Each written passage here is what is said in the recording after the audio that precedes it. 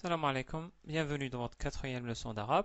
Aujourd'hui, nous allons découvrir la lettre Ya et concentrez-vous bien parce que nous allons voir un nouveau concept, à savoir le tanwin. Voyons notre premier mot, c'est le mot yadun, yadun qui veut dire une main. Notre nouvelle lettre se trouve comme d'habitude à la première position ici marquée en rouge et elle est associée à la fatha, ce qui produit le son Ya. Si vous voulez isoler la lettre Ya du mot yadun, on obtient la lettre Ya dans sa forme isolée, comme c'est représenté ici. Essayons maintenant de localiser la lettre Ya. Nous avons déjà vu trois lettres, Ba, Ta et Nun. La lettre Ya se trouve à la dernière position, donc c'est la dernière lettre de l'alphabet arabe. Elle possède également quatre formes d'écriture. La forme isolée, ce qu'on venait de voir. Au début, elle s'écrit de cette manière-là, comme dans la lettre Ba, comme dans le mot Yadun. Au milieu, de cette manière, comme dans le mot Baytun.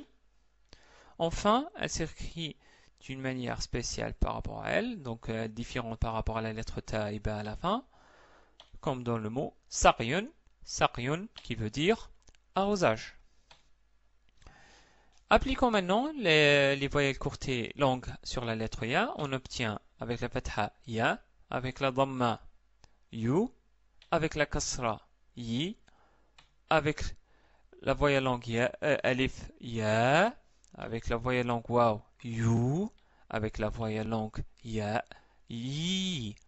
Donc vous voyez là que la lettre Ya est utilisée à la fois comme consonne et voyelle. Vous êtes un peu confus? Je pense que vous demandez comment ça se fait qu'on peut l'utiliser à la fois comme consonne et voyelle. Comment peut-on faire la distinction? En fait, c'est simple. Prenons pour cela un mot que nous avons souvent utilisé, c'est le mot baytun. Remarquez qu'il y a un secoun au-dessus de la lettre Ya. Donc la lettre Ya, elle est ici vocalisée. Donc elle ne peut pas être utilisée comme voyelle. Donc ici, la lettre Ya est utilisée comme consonne. Par contre, si elle n'est pas vocalisée, en plus la lettre qui la précède possède une kasra, alors elle est utilisée comme voyelle. Par exemple, le mot tinun. Là, la lettre ta qui la précède possède une kasra. En plus, la ya, elle n'est pas vocalisée. Donc, la ya, elle est utilisée ici comme voyelle. Passons maintenant à notre nouveau concept, à savoir le tanwin. Prenons notre exemple, le mot baytun. Vous remarquez ici qu'il y a un doublement de la dhamma à la fin. Ce doublement s'appelle tanwin. Je vous ai dit que le mot baytun veut dire une maison et non pas la maison. Donc c'est un nom indéfini. Maintenant, si nous voulions dire la maison, on rajoute l'article défini el et nous produisons le mot el-baytu. El-baytu qui est un nom défini. Remarquez ici qu'il y a une des deux dhamma qui a été supprimée. Donc le tanwin a disparu pour laisser la place juste à une seule dhamma.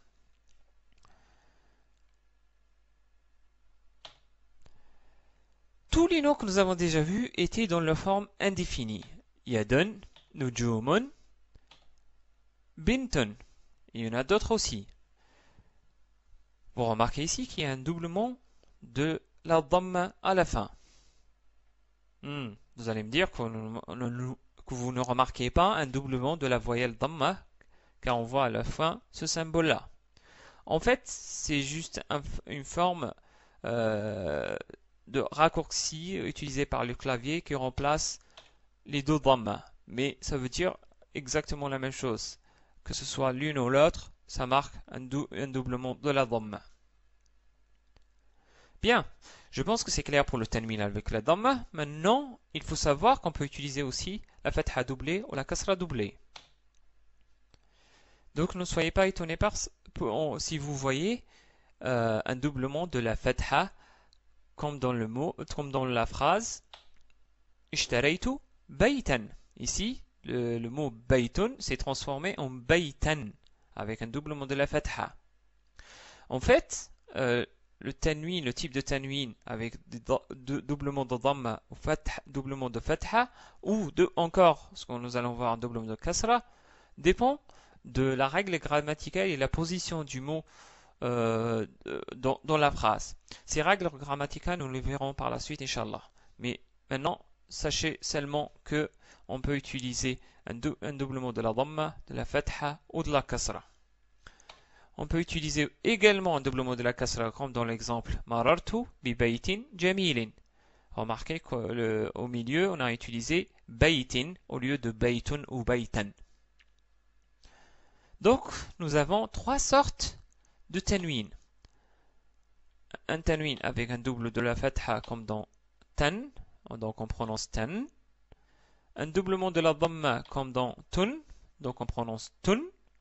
Enfin, un doublement de la kasra et on prononce tin, donc on prononce tin pour le doublement de la kasra. Remarquez aussi qu'il y a un alif après le doublement de la fatha, donc on rajoute souvent un alif au doublement de la fatha pour certaines lettres, mais cette règle n'est pas applicable pour toutes les lettres. Nous verrons ça pour chaque lettre par la suite. Faisons un petit exercice pour maîtriser cet aspect. Je vais vous prononcer quelques mots et vous allez me dire ce que vous entendez à la fin. Vous devez me préciser la lettre et le type de tanwin. Exemple, si je vous dis baytan, là, la dernière lettre, c'est la lettre ta, on a utilisé un doublement de la fatha. Premier mot, babun, babun. Donc là, la dernière lettre, c'est bun, donc c'est la lettre ba avec un doublement de la dhamma. Deuxième mot, bintin, bintin. Ici, c'est un doublement de la kasra sur la lettre ta. Troisième mot, labanan, labanan. Ici, c'est la lettre noun à la fin avec un doublement de la fatha. Quatrième et dernier mot, saqyan, saqyan. Ici, on a la lettre ya et on a appliqué un tanwin avec un doublement de la fatha. Passons maintenant à l'exercice d'écriture. Aujourd'hui, je vais vous montrer comment écrire la lettre ya d'abord au début. Donc on écrit comme si on allait écrire la lettre ba, mais on rajoute juste 2 points au-dessous, comme dans yadun, donc ya, puis don. Au milieu, donc on écrit un trait, puis comme si on écrivait là-bas au milieu, mais avec 2 points, comme par exemple ba, on prolonge pour écrire bai, et on prolonge encore pour ajouter tun, donc ce qui nous donne baitun. Enfin, à la fin, ça s'écrit de cette manière-là, comme nous l'avons déjà vu, comme dans le mot saqyun. Donc, ça,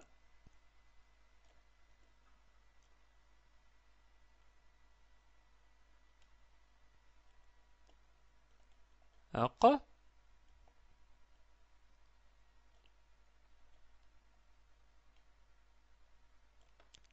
yun.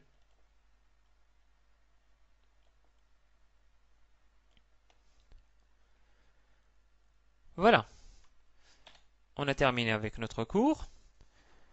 Pensez à noter la vidéo, donc vous avez la possibilité de le faire sur YouTube. Vous pouvez également me laisser des remarques ou des questions et je serai ravi de vous répondre. Au revoir et la liqa.